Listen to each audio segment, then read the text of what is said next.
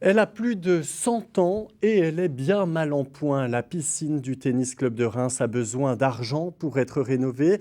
Une convention avec la Fondation du patrimoine a été signée cet été et les fonds récoltés serviront à financer les travaux d'urgence de ce symbole de l'art déco. Leïla Sali, Paul-Antoine Boudet.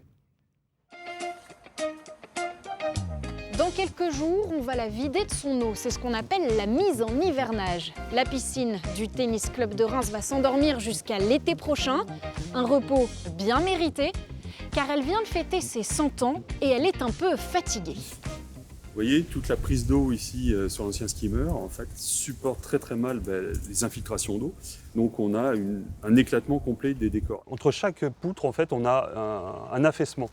Parce que le dallage n'est pas structurel, il était porté, il reposait finalement sur le remblai. Le remblai a disparu en dessous, donc en fait aujourd'hui l'ensemble s'affaisse.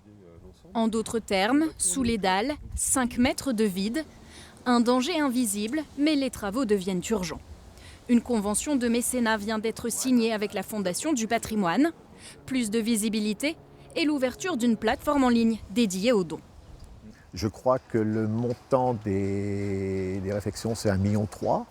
Et on donne un objectif aujourd'hui pour une première tranche, 100 000 € de dons à récolter pour aider le porteur du projet.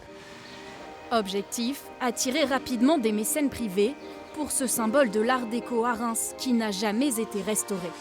La piscine a été construite après la Première Guerre mondiale.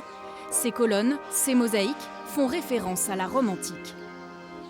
Cette culture antiquisante, à la fois propre à donner du prestige au lieu, mais aussi à mettre en valeur les vertus de l'olympisme en vogue à l'époque.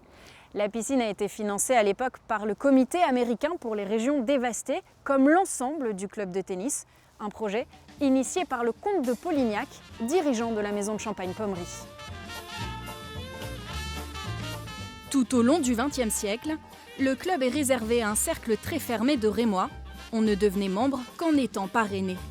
Un passé qui pèse aujourd'hui sur l'avenir du lieu, car c'est tout le site qui doit être rénové.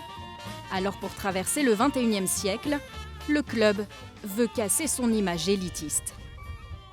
L'idée, c'est d'ouvrir nos portes à tous et de faire profiter à l'ensemble du bassin de ce lieu exceptionnel. On veut en faire un lieu de vie, un lieu d'événement, un lieu de rassemblement et un lieu de partage. La collecte de dons s'achèvera dans un an, à l'automne 2023. Les travaux de restauration devraient commencer dans la foulée.